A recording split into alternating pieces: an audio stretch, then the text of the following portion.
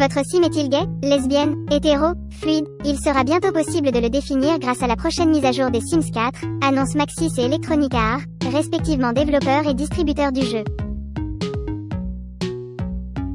Celle-ci sera mise à disposition le 28 juillet prochain, date à laquelle sortira également le pack d'extension Année lycée. Il n'y aura pas besoin d'acheter le pack pour accéder à cette fonctionnalité. Jusqu'ici vous aviez la possibilité d'avoir des relations sexuelles, ou de « faire crac-crac », pour reprendre la terminologie du jeu, et d'avoir une relation amoureuse avec un sim du même genre ou du genre opposé. Il vous suffisait d'aller flirter avec lui ou elle et si une connexion s'établissait, d'aller un peu loin. Attirance et exploration après la mise à jour, les choses seront un peu plus cadrées. Au moment de la création de votre sim, vous aurez d'abord la possibilité de déterminer si votre personnage est attiré par les hommes ou les femmes. Si un sim dont le genre ne correspond pas aux paramètres d'attirance de votre sim tente une interaction romantique avec votre sim, il sera rejeté. Précise Maxis. Mais ce paramètre est nuancé avec un deuxième, celui de l'exploration amoureuse. Si vous répondez « oui » à la question « votre sim explore-t-il les relations amoureuses ?», alors votre avatar pourra avoir des relations avec l'un ou l'autre genre, selon les personnages auxquels il est confronté. Si vous répondez non, l'orientation sexuelle du sim sera gravée dans le marbre.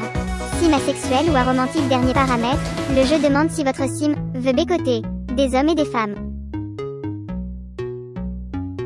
Explication de Maxis, ce paramètre détermine avec qui votre sim peut faire crac-crac.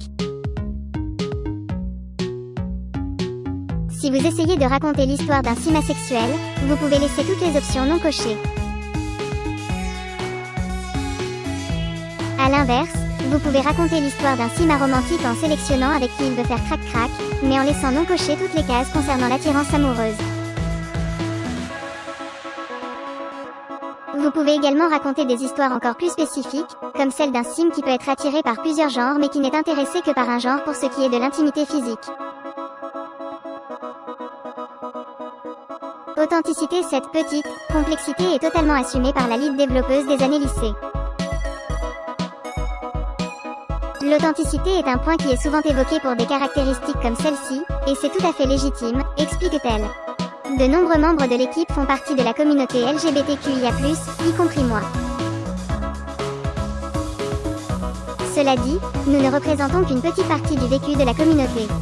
C'est pour cela que nous avons beaucoup travaillé avec la GLAAD et le projet IG Better afin de nous assurer de prendre en compte la plus large gamme possible de points de vue sur la façon d'aborder cette caractéristique d'une manière qui respecte et satisfait la communauté.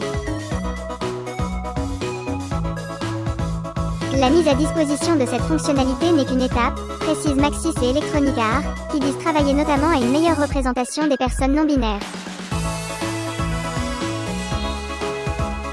Depuis la mise à jour du mois de mai, celles et ceux qui utilisent la version anglaise du jeu ont déjà la possibilité de définir des pronoms personnalisés pour leur sim.